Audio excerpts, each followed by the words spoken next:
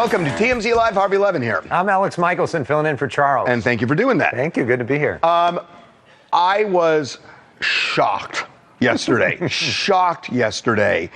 at this unbelievable security breach. And again, let's not make this political, that if you're a Republican, you make an excuse for it, and if you're a Democrat, you slam it. Let's just talk about objectively that we were hours away from bombing the Houthis, and there is a text chat with all of the defense mucky-mucks on Signal. And it turns out that the editor-in-chief of The Atlantic is on this text chat because the text was not on a platform that the government uses for top secret information. It was on Signal. Right, which is an encrypted app that a lot of people use and different companies use to message back and forth. And Jeffrey Goldberg, for some reason, got invited into this group chat. Can you imagine what this must have been like? Well, he thought it was a prank. For Jeffrey Goldberg. He thought it was a prank. Right, to all of a sudden see the names VP and Secretary of State and all the rest of this discussing it. You wonder, is there another Jeffrey Goldberg that works in the administration or something? Well, he even said this yesterday. Right. He said that you could see JG on the screen, and nobody had the curiosity to say, who is that on the screen as we're listening? So here's the thing. There's been massive fallout on this. There was a congressional hearing today, and Senator Warner from Virginia actually used Taylor Swift, and we will explain why he did this, to drive home an alarming point. America first cannot mean America alone. The intelligence we gather to keep Americans safe depends on a lot of allies around the world who have access to sources we don't have. That sharing of information saves lives, and it's not hypothetical. We all remember it because it was declassified last year when Austria worked with our community to make sure to expose a plot against Taylor Swift in Vienna. That could have killed literally hundreds of individuals. So what he's really saying is that when we start having these talks about, bombing, and it's on Signal, where a guy from The Atlantic is somehow invited onto the call, they're thinking, well, the Chinese could be listening, the Russians could be listening, and then they're not going to share information with the United States. Well, and part of what he's referring to is during that call, if you read it, which Jeffrey Goldberg posted, they are talking about Europe. Basically slamming Europe, saying that Europe's actions are pathetic, that they haven't done enough to defend themselves. And so that message, now everybody can see it in the world because Jeffrey Goldberg posted it, but likely was being tracked by the Chinese, by the Russians and others, which may give them less reason to believe that the U.S. would defend Europe if Europe was attacked. Right. Now, this is, I don't even understand this, but our Secretary of Defense, Pete Hegseth, was asked about this, and he seemed to say no harm, no foul. You're talking about a deceitful and highly discredited so-called journalist who's made a profession of peddling hoaxes time and time again, to include the hoaxes of Russia, or the fine people on both sides hoax, or suckers and losers hoax. So this is the guy that peddles in garbage. This is what he does. I would love to comment on the Houthi campaign because of the skill and courage of our troops. I've monitored it very closely from the beginning. And you see, we've been managing 4 years of deferred maintenance under the Trump administration. Our troops, our sailors were getting shot at as targets. Our ships couldn't sail through. And when they did shoot back, it was purely defensively or at shacks in Yemen. So he said that a lot of this was not classified. How can it not be classified if it's about impending bombing? Well, the president technically can declassify anything at any time, so it's possible that he's declassified it afterwards. He's going to declassify this after the fact? But here's my question. If Jeffrey Goldberg is as bad as Pete Hegseth said, why is he invited on this call? Right. If you feel that way about him. Obviously, it was a mistake. He wasn't supposed to be added. I mean, it's not like they intended to run the war plans by. Well, why is Hex attacking the messenger then? Look, you could get into a lot of stuff with Goldberg and the suckers and losers and all that stuff.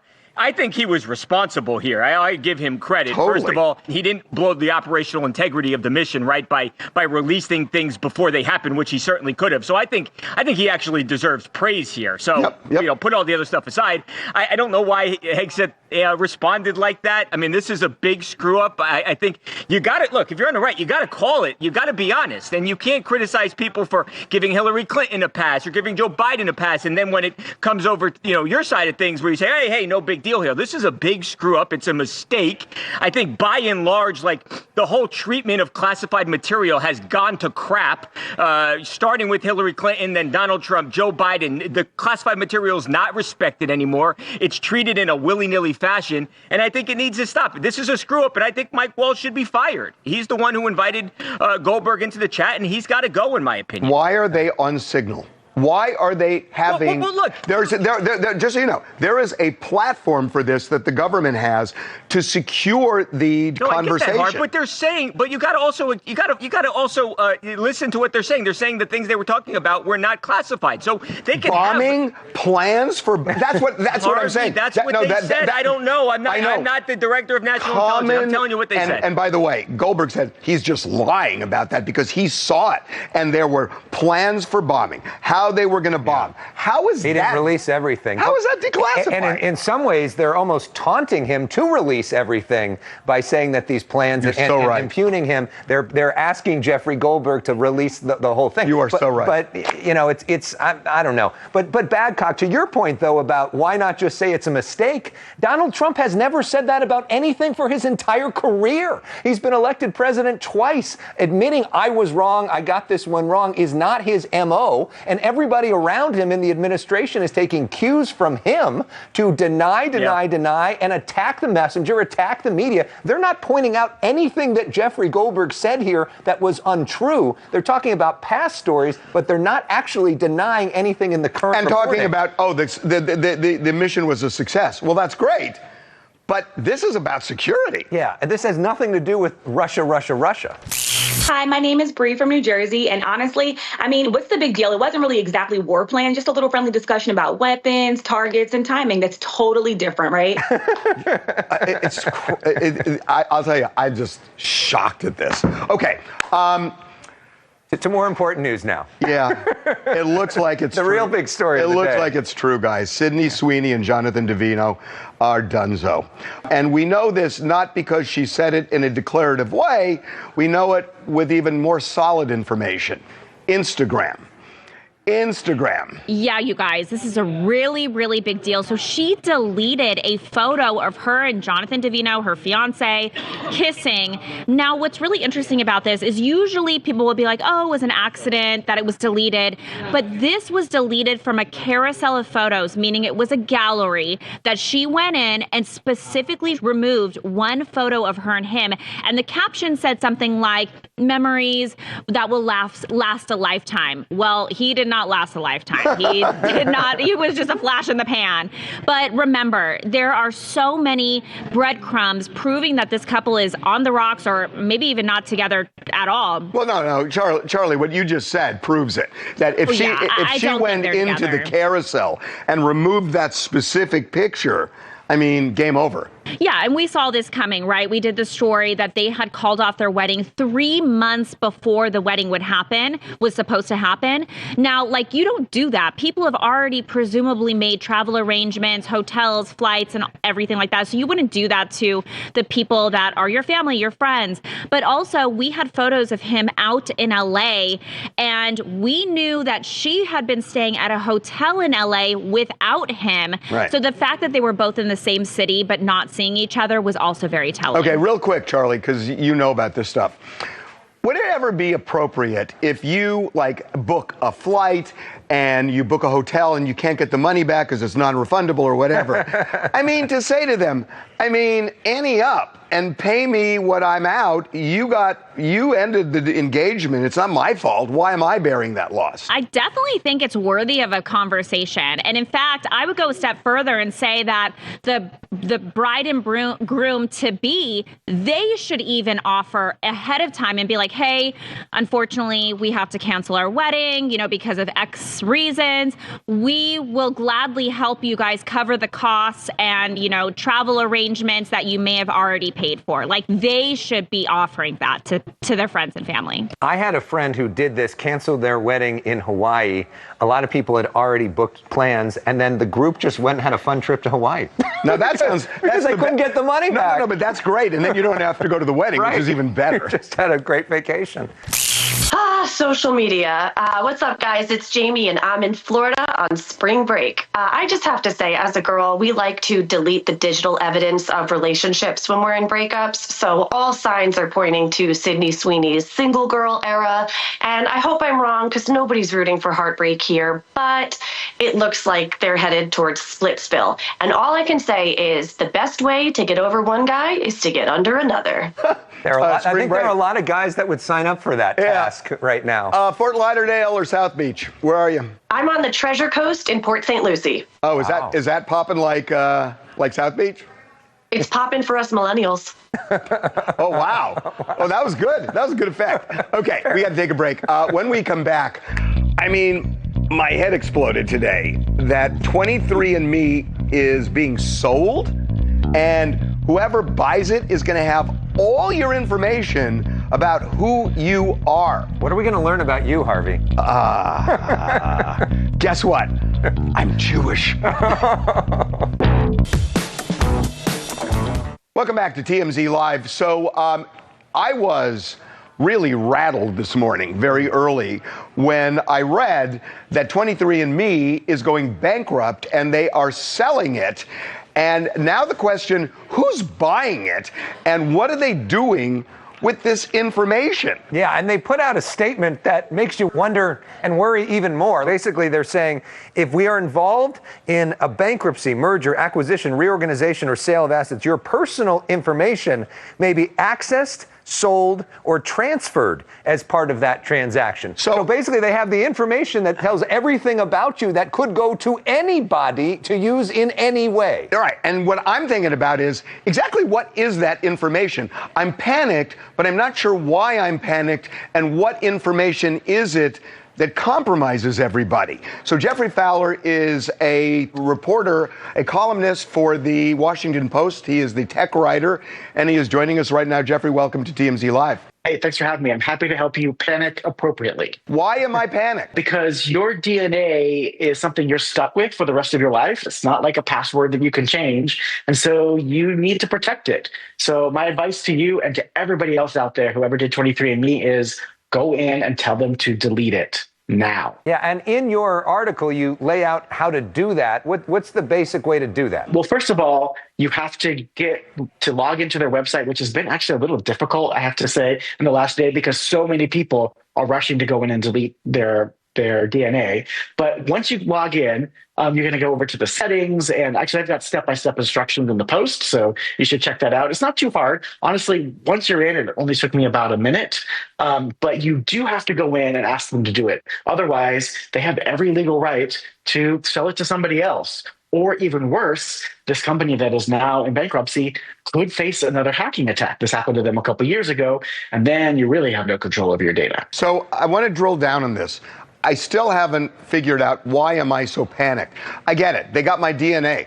It's not like my social security number. So what are they going to do with that information of knowing my DNA and my ancestry that would cause me to lose sleep? What specifically do they get? Because they're not getting a social security number out of it. They're not getting addresses, bills. What are they getting that makes this so scary? I would argue it's worse than getting your social security number, because your DNA is already here in 2025 the key to so much about who you are as a person. So first of all, it contains information about your ancestry. It contains information about your family tree. Famously, it can be used to determine what are called non-paternity events within a family lineage, when somebody claims they're a dad and maybe they're not biologically really. But even more scary, I think, for all of us is that it contains clues about your health, your likelihood to have certain conditions, certain kinds of diseases. And you know who would like to have that information? Insurance companies. And then maybe they could use that to figure out how to charge people different amounts based on their DNA. Or deny them coverage. Yeah. So, I mean, but here's what really scares me is that's all that we can sort of imagine here in 2025. But imagine 10 years from now, 20 years from now, when the science has advanced further. What will we be able to learn from DNA then? So this is often the problem with data, right? Like in the moment, you think, oh, well, what's so bad about that? What are they going to do with this? But it catches up with you. And the more data you got out there, the more problems you're going to face later in life. You talk to attorneys general from around the country who are working on or already have passed legislation on this. How does that help people? Yeah, you know what? There's a tiny bit of good news here for ordinary consumers. As we all know, the federal government has been doing nothing to help us and our privacy over the last couple of years. But the states have been active. And California and about 20 other states now have laws on the books that say that any company that collects your data has to give you the right to delete it. So when you go into that 23andMe website, you log in, you ask them to delete it. Legally, they have to do that. So in our morning meeting today, somebody said, and I don't know if this is so, I'm sure you do, that some of these I don't know whether 23andMe does it, but when you send the swab in with your saliva or whatever, that they keep it because they can update it as technology develops, so they can then use your DNA 5 years from now to find things out that they couldn't have found out today. Is that true? That is true, and it is an excellent question. And I can tell you, when you go in and tell 23andMe to delete your data today, they will also destroy that sample. They send you a follow-up email that says that very clearly. We also, in California, have a separate law. We have both a privacy law for data and a separate law about genetic information, which also specifically says that they have to destroy it when you tell them to. Wow. But you're positive because, everybody talks about this where, yeah, we'll delete it, but somehow it's still accessible. Like when you think you destroy a computer and it's not really destroyed and they can access things later. That's not going to happen here. They really do 86 the whole thing. It's so funny you asked that question. Literally before I got on camera, I was messaging with the people in the California government whose job it is to make sure that they actually delete it and to go after them if they don't. They're working on it. We also know that some state attorney generals, I heard from the Attorney General of Connecticut yesterday, saying that they were launching an investigation. Trust me, this is a very high profile moment. And so, it does take some faith in our elected leaders and institutions. But this is one case where I think the right thing is probably going to happen. And if it doesn't, we're going to hear about it in a big explosive way. Yeah. Yeah. And you can go to WashingtonPost.com and see the step-by-step that Jeffrey lays out very well if you want to do that. Hey, Jeffrey, thank you so much. Really appreciate the time. You bet. Stay safe out there. You too. God, I swear to God, when I saw this morning, I'm just thinking, I'm panicked and I don't know why. Okay, we got to take a break. When we come back, Nikki Glaser dishes about her boyfriend and the fact that they may be in an open relationship. Ooh. Welcome back to TMZ Live. You know the story about, you've heard the old joke that, it's not even a joke, that when two people are in bed and the guy calls out a name and it's his ex-girlfriend, right? Right. That it's considered a buzzkill. For some. Nikki Glaser considers it a win, right? So that's her boyfriend right there, Chris Convey. They've been together since 2013. He's involved with a lot of the comedy writing for her work. And apparently, she's into the idea of him sleeping with other people and telling her about it. That's what she told. While they're having sex. While they're having sex. That's what she told Gwyneth Paltrow on the Goop podcast. Are you really non-monogamous? No. I mean, I wouldn't mind if my boyfriend were to fool around with other people. Do you really think you wouldn't mind? Let me just play this out really quick. Okay. Yeah. Right now, he comes home from work and is like, I think this girl's into me and maybe we could do something. Yeah, I'd be into it. I I would. I just want to hear all about it though. Like, and I would want to hear about it while we were fooling around. Right. Like, I would want us to like pretend it wasn't happening and like not talk about it and like save it. Like as like this secret treat that we would talk about during. I wonder if in some way that's not going back to that vein of perfectionism again. Like, I'm so perfect. My boyfriend could even sleep with somebody else and I wouldn't break up with him. No, because I think it's like, that's the opposite. Like the girl who would like let that happen just to be a cool girl, like, kill me if I'm trying to be a pick-me girl like that. This was so upsetting to me. I had to listen to it twice because I don't buy it. No girl is okay with this or wants to hear about it at all. I don't believe her. It's very upsetting to me. And I think it's more concerning that she also doesn't have this for herself then. Only he can do this. She was like, I'm not really that into it. How are you letting your man sleep with another person and then tell you about it? But why does it have to be going both ways? I mean, if she's Come on, no, I'm Harvey. serious. No. If she's into him doing it and she benefits from it when they're together, I mean, and she doesn't want to do because my man is not going to be out there sleeping with everyone, then telling me about it, and then I can't go sleep with anyone else. So she's saying you're insecure then? No, I'm saying I have rules and boundaries. No, I'm not insecure. I'm psycho. Key difference. Did she didn't say that this has happened? It sounded like this is a hypothetical. She says that he says that it hasn't happened yet. Do I believe it? No, because I think deep down inside he knows that it's going to start a fight, and that is something he does not want to deal with. No. She just gave him permission to do it. I know. Okay, yeah, go ahead and have some fun, but see how it is when you come home. You can't. You cannot complain if she's the one who goes on a podcast and says It's been a while since you've dated a woman. Because a woman's never been a hypocrite before, Harvey. Yeah, right. She said it. Sometimes women don't always tell you what they actually want. You have to interpret what they want. It's a test, and he will fail. Nisi from Florida here. When it comes to their relationship, whatever floats their boat. However, I wholeheartedly believe like she loves entertaining this idea. Like, this is so cool. I would allow this to happen. 100% if he really did go get involved with another woman. I'm not buying it. I do not believe she'd be okay with that. And it's interesting she said she didn't want to pick me because it's giving pretty much pick me. Okay, for his name Chris? Chris Convey. You just got a pass, Chris. You got a big hall pass. Apparently not if you listen to the women here. Come on. You got to take her at her word. We're taking a break. When we come back, Kanye West has been a raging anti-Semite of late, embracing Hitler, declaring war on Kim Kardashian, his ex-wife. The question, can you still love his music?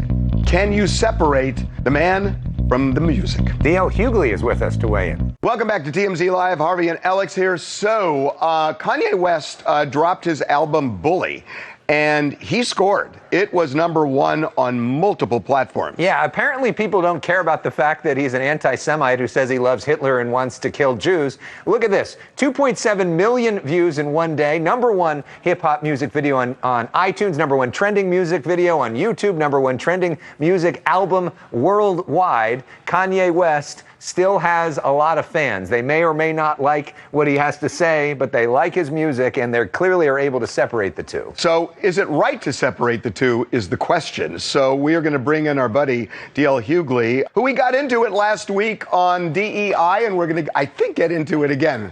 Welcome back. It's not a good day to be a white dude talking about DEI, not with the Secretary of Defense accidentally putting the world on a group chat, huh? A black person would have never done that.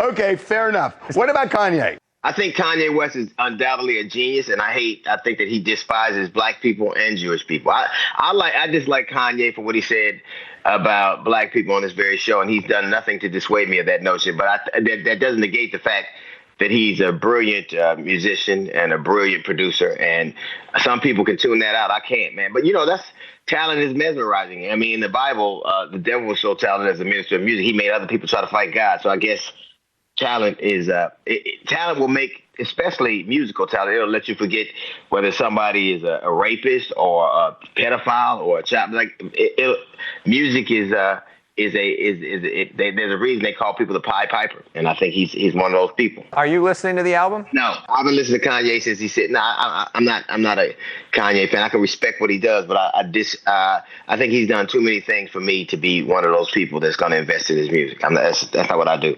I disliked him when he said what he's. Every iteration of what he said since then has done nothing to dissuade me of the way I feel about it. So last week, we got into it when we talked about whether a black person can be a MAGA person, and you felt that they were sellouts if they did.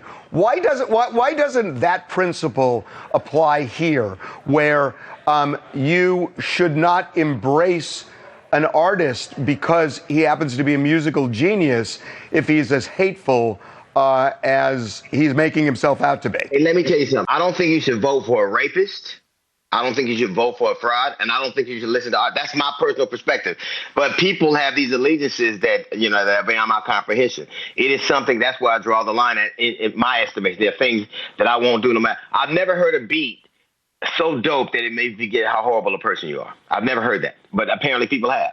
And, that's what art does. I think it's that kind of mesmerizing thing. I have never heard nothing so dope, a beat so fly that it made me forget the kind of person you are and the things you involve yourself with. Obviously, R. Kelly has been convicted of crimes. There were a lot of people that accused Michael Jackson of crimes, and some people still listen to his music. A lot of people. He had pretty dope beats.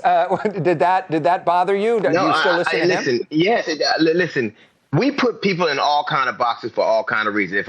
If R. Kelly had been a priest back then instead of a pop star or instead of a singer, he just got reassigned to a new record label. Everybody puts people where they want them to go, and they forgive people and they move people around. To me, the line I will not that I don't deviate from. I think he said horribly incendiary things about black people. I think he said horribly incendiary people about Jewish people. I think he's not the kind of person I'll let him have access to my spirit.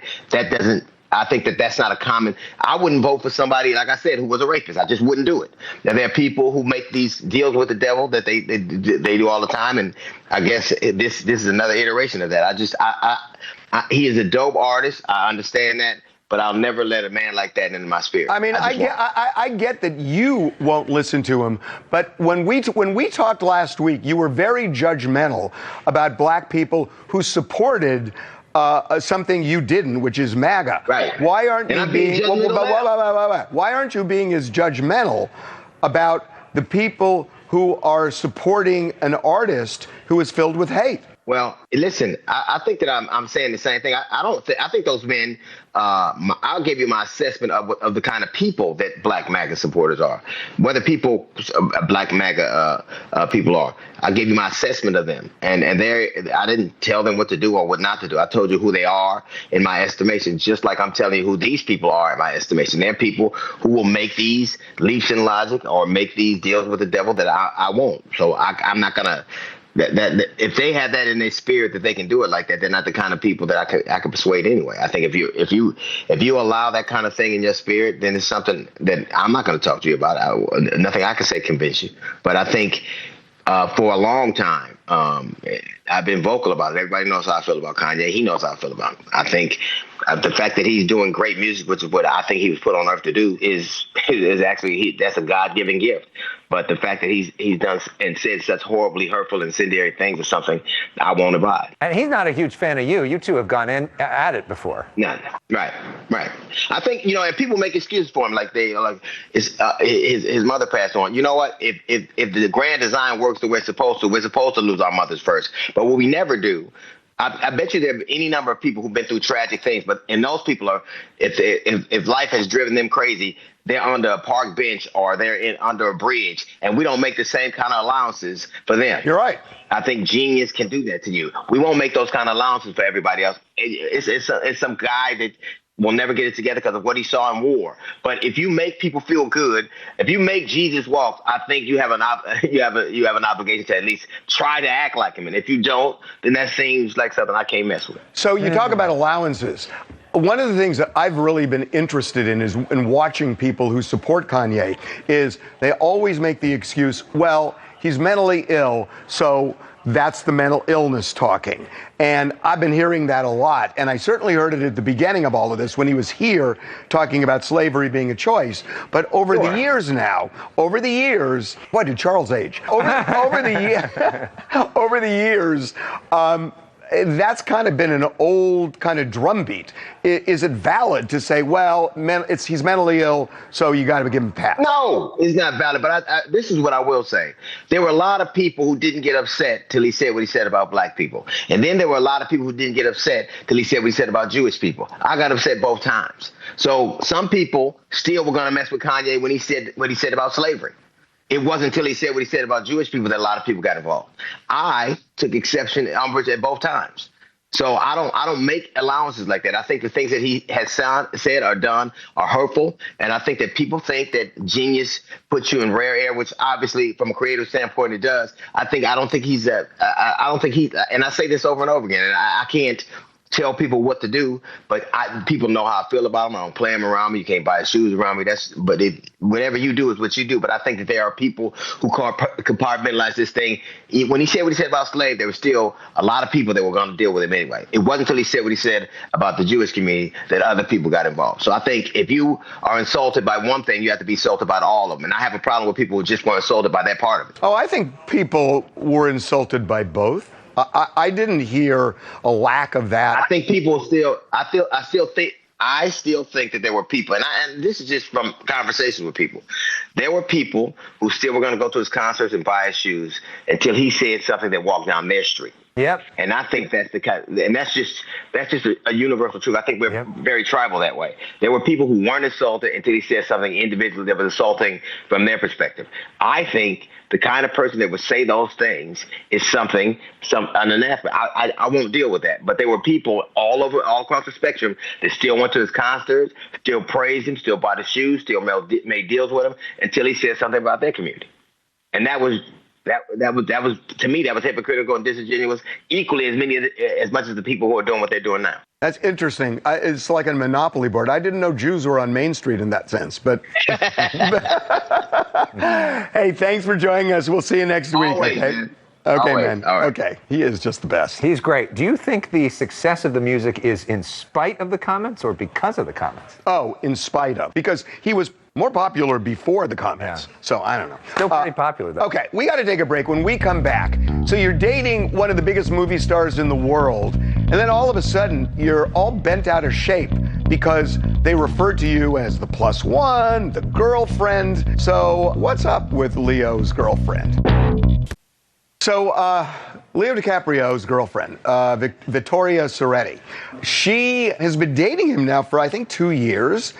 And radio silent about the relationship, as Leo always is, until now. Yeah, she spoke to Vogue France, and here's some of what she said. As soon as you're in a relationship with someone who has a larger following than you, you become girlfriend of or boyfriend of, for that matter, and that can be extremely annoying. Suddenly, people are talking about you as so-and-so's girlfriend who was so-and-so's ex, so it's not nice to think that you can't love whoever you want because of the labels people need to stick on you. I didn't know girlfriend was some kind of a slight. And by the way, what did you expect going in? Right. I mean, he wasn't like he was some anonymous actor and you're starting out together, or you know, he was one of the most famous actors in the world who has this long history of dating younger women and then dumping them when they get to a certain age. 25. Usually does so very privately where you don't even necessarily know who they are and doesn't acknowledge it. So what did you think? Have you been living? It's like when Meghan Markle talked about she was surprised that she got the treatment she did becoming the Duchess. It's like, hello, who were you dating? Well, yeah, but even that is like more secretive. This is out in the open. Yeah. I mean, it's ridiculous to think that she's going to be called anything, but she's a random model. It is interesting though. In the interview, she referred to him as a very famous actor. She actually never said Leo's name in the interview, but this interview also makes me think that they might be broken up because, like you said, Harvey, none of his exes ever talk about him publicly, and also she's 26, so time's ticking for her. You've got a point there that, I mean, when I heard this, I thought she's talking because he never talks about this stuff. But that's part of the deal, right? But she's talking in the present tense. Yeah. So that's the reason that I'm confused by this, because I agree with you, Devin, that this would be a deal breaker normally with him, but she's talking what you read in the present tense. And they've been together for a couple of years. Maybe this is a more serious thing. And it does seem more serious, but still, more serious doesn't mean that he's like opening up and going to put stuff on Instagram. I mean, I'm shocked at this. Johnny Benitez, Brooklyn, New York. I think this is just one of those things that's inescapable when you're dating Leonardo DiCaprio because he's such an A-lister. How are you not going to be referred to as like the significant other of him? It's just like a matter of how well she can handle it because they do look great together. And I guess it would look really nice to see if they made it out. But it's going to be more on her at that point. It's nothing personal. Like they're definitely just calling her that because of who he is. But if she can handle that and she doesn't have like an issue of like dealing with the popularity, I think they'll be fine. But you know, some people sometimes when they have aspirations greater than what they have and they're with the person that's way more popular like Leonardo, that's when the issue starts to unfold. But do you guys think that she'll have an issue with that, or you think she'd be comfortable playing her role? Well, she doesn't seem comfortable playing a role. Sounds like she By has the way, an issue. I don't want to get too personal. Can I ask you a question? Those stacked washer dryers, the dryers never work. They never dry clothes enough. I don't know why it is. I'm actually really serious. That I've always had this thing against them. Does it work for you? To be honest, I always have, like, whenever like 20 or 25 minutes pass, I find myself restarting the cycle and adding like an extra full cycle on. Right. So I feel like I always need 1.5 cycles for it. So I'm not like the biggest fan of it. No, you shouldn't have to do that. And that's exactly the point, that you have to do it a second time to dry it, right? This just became a Larry. This feels like a Larry David scene that we just turned into. I'm triggered by a show about nothing. I'm totally triggered by this because I don't understand the concept that if you stack it versus putting it side by side. Mine works okay. You have a stack? Yeah. And you don't have to turn it the second time? No, I mean, sometimes you add a little bit extra time, but... What kind of... We're not doing a commercial. They have to pay us for that. Okay, we got to take a break. When we come back, Ben Affleck opening up about his divorce from Jennifer Lopez for the first time. What he said next.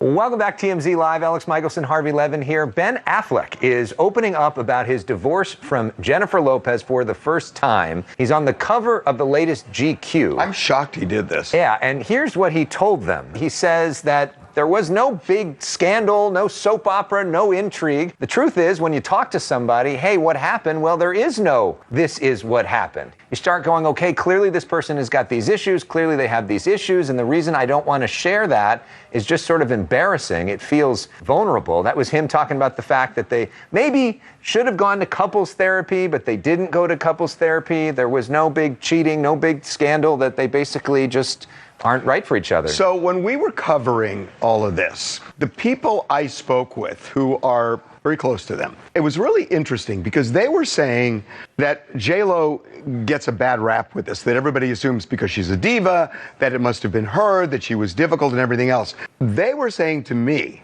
and these are people who didn't necessarily have a dog in the fight, they were saying that it's tough to live with Ben more than it is with J-Lo. Why is that? Because he is the kind of guy that has a very strong point of view about everything that he believes in. And it's not that he was extremely difficult. It's just they don't mesh day to day. That they still love each other, but it wasn't on her. And that's the way this was coming back to me from various people. But why is it that she keeps getting in all these very high-profile relationships? Because she loves to be in love, and she falls in love too fast, and she pulls the trigger too fast. And as someone that kind of has been that same person, I fall in love very fast. I pull the trigger too fast. I get in relationships too fast all the time. I can be the one to tell you it always ends up like this. It's never going to work. I think, there's this one song, and then the lyrics of the song says, like, when you break up, the second time, it's like a movie. The sequel never is as good as the first time. So Ben and Jen should have just left things the way they were because they obviously had a good friendship of some sort. They should have just left things the way they were the first time because they knew that it wasn't going to work. And obviously... No, they didn't. Well, obviously they didn't know that. No, they did from their first engagement. They broke it off. It didn't work. So I know, but they bought a $60 million house and got married. 20 years later, and just because did they think that it was going to work then? No, Ben is going to still be the same person that he was then, and Jennifer Lopez is still the same person she was. She loves the spotlight. She loves going out and being flashy. He does not. None of that's changed. So I don't know why they thought just because 20 years had past that this was going to end up any differently than it did the first time. Chris Jones, Tampa, Florida. And yeah, I think, Ben Affleck is just keeping it drama-free and really respecting and just moving forward on it. But with all the public attention on the relationship, it's hard to wonder if that really had a big impact on it or not. Yeah, I mean, the public attention is a thing because they made it so public. They made their declaration of love so public. Right. It's sort of like Tiger Woods saying, "Oh, I'm madly in love with Vanessa Trump. Right. Now we want our privacy." People have talked about his drinking in the past. Did that play a role in this at all? Not that I heard of. I did not hear that this time around. What else do you guys want to talk about? Hi, this is Sylvia from Dallas, and I'd like to talk about Defense Secretary Pete Hegseth mentioning the text messages and lashing out about that. The truth will come out eventually, but it is just frightening, scary, and all the above that such sensitive war information could get to a civilian, let alone a journalist. Well, by the way, it's a crime to discuss national top secret information on a commercial platform. So we'll see what the fallout of this is. One more. Hi, I'm Alicia Scott from Chicago, Illinois, and I'm talking about 23andMe. Although I've never used 23andMe, I can see why fears have arisen from their bankruptcy. This is the last thing minorities need, another way to be discriminated against. And that could be the outcome of DNA data being sold, which sucks because they didn't even take the data. It was provided by innocent people just trying to learn more about their history. Yeah, and who knew? By the way, what part of Chicago? The suburbs, like by Naperville. Oh, you're in the fancy schmancy part. I lived on Blackstone in Hyde Park. Oh, yeah, I know where that is. And by the way, all we learned from 23andMe is that we're Jewish. I know. It's like let's do this whole thing. Literally, 99% Ashkenazi Jew. I wanted to know a country, and all I learned was that I'm Jewish. By the way, I could have just asked my parents. I got the same thing back. Yeah, and what's the other 1%? You know what? No, can I tell you something so funny? That a long time ago, there was this thing where you adopt a child in a different country and you pay $19 a month, and I did that. Yep. And a friend of mine came over and said, I adopted that same kid. The infomercial works for both of you. Okay, we're taking a break. When we come back, Shailene Woodley has a type. The type is Aaron Rodgers. Wait till you see her new boyfriend. So Shailene Woodley may have a type.